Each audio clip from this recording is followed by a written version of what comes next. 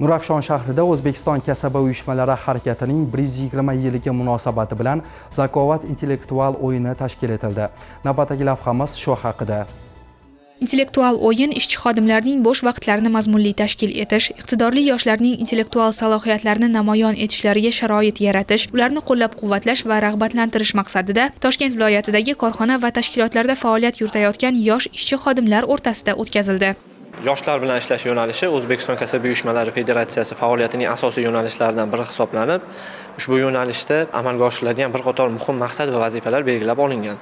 Ushbu vazifalarni amalga oshirish maqsadida bir qancha yirik loyihalar, tashabbuslar ilgari surilib, bugungi kunda muntazam ravishda bu bo'yicha alohida chora-tadbirlar amalga oshirib kelinmoqda. Xususan ana shunday loyihalardan biri bu korxona va tashkilotlarda faoliyat yuritayotgan yosh ishchi xodimlar o'rtasida muntazam ravishda Zakovat intellektual o'yinlarini tashkil etishdir.